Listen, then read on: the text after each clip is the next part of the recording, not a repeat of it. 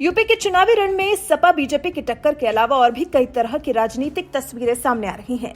जैसे अभी हाल ही में एआईएमआईएम चीफ असदुद्दीन ओवैसी की गाड़ी पर हमला हुआ था। मेरठ में चुनावी कार्यक्रम के बाद दिल्ली आते वक्त उन्होंने अपनी गाड़ी पर फायरिंग होने का आरोप लगाया था। इस हमले की टीस ओवैसी के मन से खत्म नहीं हो पा रही है, तभी तो रह रहकर ओवैसी इस मुद्दे को उछालते हैं और फिर प्रदेश की मौजूदा सरकार पर इसको लेकर हमला बोलते हैं। हालांकि सरकार ने मामले को लेकर तत्काल कार्रवाई की थी। दोनों आरोपियों को तत्काल प्रभाव से गिरफ्तार कर लिया गया था।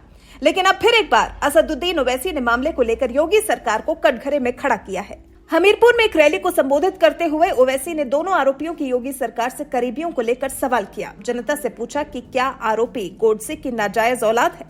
ओवैसी ने ट्वीट किया, लिखा, योगी जी, जिन लोगों ने हम पर गोली चलाई, उनके घर जाकर आपके मंत्री बोलते हैं वी लव यू। ये कैसी मोहब्बत है बाबा तुम्हारी।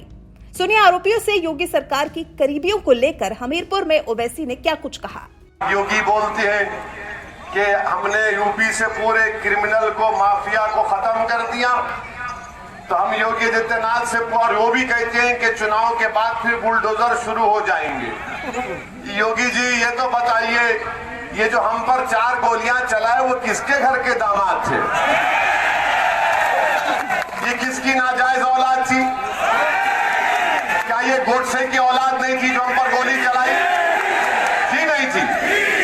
फिर ये योगी के मंत्री उनके घर चले गए, परिवार के हमदर्दी जताने और बोले वी लव यू। ये कैसी मोहब्बत है बाबा तुम्हारी। जो गोली चला रहा है उसको संविधान पर भरोसा नहीं है, जो गोली चला रहा है उसको रूल ऑफ लॉ पर भरोसा नहीं है, जो गोली चला रहा है उसको अंबेडकर के बनाए हुए संविधान पर, पुलिस पर भरोसा नहीं है, कोर्ट पर भरोसा नहीं है। और क्यों गोली चलाया?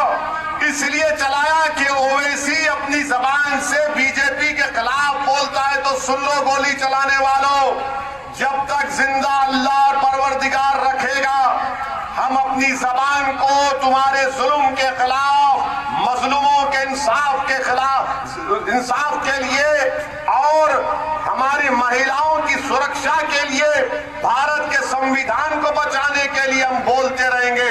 तुम्हारी गोलियां चलती है, चलाओ, हमको मौत से डर नहीं, हमको मरने के बाद जो हिसाब किताब होगा उससे डर है। ओवैसी के इस गुस्से के पीछे एक कारण है। मंगलवार को यूपी के मंत्री सुनील भराला ने दरअसल ओवैसी की कार पर हमले के सिलसिले में गिरफ्तार किए गए सचिन शर्मा और शुभम के परिवारों से मुलाकात की और घटना की निष्पक्ष जांच की मांग की।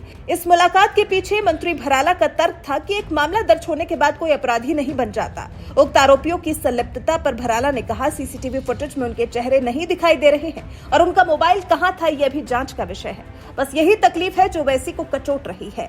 असदुद्दीन ओवैसी इस बात से परेशान है कि योगी सरकार ओवैसी की गाड़ी पर हमला करने वालों से हमदर्दी क्यों दिखा रही है। बस इसीलिए देखिए किस तरह से बरसे हैं असदुद्दीन ओवैसी योगी सरकार पर। एक बार और सुनिए ओवैसी किस तंज भरे लहजे में योगी सरकार और उनके मंत्री को कटघरे में खड़ा कर रहे हैं। योगी बोलते हैं कि हमने यूपी से पूरे क्रिमिनल को, माफिया को खत्म कर दिया, तो हम योगी आदित्यनाथ से और वो भी कहते हैं कि चुनाव के बाद फिर बुलडोजर शुरू हो जाएंगे। योगी जी ये तो बताइए, ये जो हम पर 4 गोलियां चलाए वो किसके घर के दामाद थे? ये किसकी नाजायज औलाद थी? क्या ये गोडसे की औलाद नहीं थी जो हम पर गोली चलाई? थी नहीं थी? फिर ये योगी के मंत्री उनके घर चले गए, परिवार के हमदर्दी जताने और बोले वी लव यू। ये कैसी मोहब्बत है बाबा तुम्हारी। जो गोली चला रहा है उसको संविधान पर भरोसा नहीं है, जो गोली चला रहा है उसको रूल ऑफ लॉ पर भरोसा नहीं है, जो गोली चला रहा है उसको अंबेडकर के बनाए हुए संविधान पर, पुलिस पर भरोसा नहीं है, कोर्ट पर भरोसा नहीं है। और क्यों गोली चलाया? इसलिए चलाया कि ओवैसी अपनी जबान से बीजेपी के खिलाफ बोलता है। तो सुन लो गोली चलाने वालों, जब तक जिंदा अल्लाह और परवरदिगार रखेगा, हम अपनी जबान को तुम्हारे जुल्म के खिलाफ, मजलूमों के इंसाफ के खिलाफ, इंसाफ के लिए और हमारी महिलाओं की सुरक्षा के लिए, भारत के संविधान को बचाने के लिए हम बोलते रहेंगे। तुम्हारी गोलियां चलती है, चलाओ।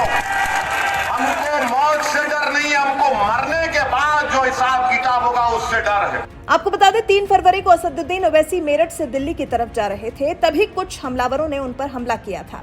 उत्तर प्रदेश पुलिस ने इस मामले में पहले सचिन शर्मा और फिर शुभम को गिरफ्तार किया था। सचिन ने तब माना था कि उन्होंने 3 रैलियों में ओवैसी को मारने की कोशिश की थी। आरोपियों ने कहा था ओवैसी के भारत विरोधी बयानों से परेशान और आहत होकर उन्होंने हमला किया था। कुल मिलाकर ओवैसी इस मामले को ऐसे शांत नहीं होने देंगे। अभी ये मामला और तूल पकड़ेगा, क्योंकि अब जब ओवैसी ने योगी सरकार के खिलाफ ऐसी भाषा का इस्तेमाल किया है तो मामले का तूल पकड़ना तो निश्चित ही है। वैसे आपको क्या लगता है, क्या योगी के मंत्री को आरोपियों के परिवार को न्याय का आश्वासन देना चाहिए था? क्या मंत्री सुनील भराला को आरोपियों के परिवार से जाकर मुलाकात करनी चाहिए थी? आप इस बारे में क्या सोचते हैं? अपनी राय हमें कमेंट कर जरूर बताएं।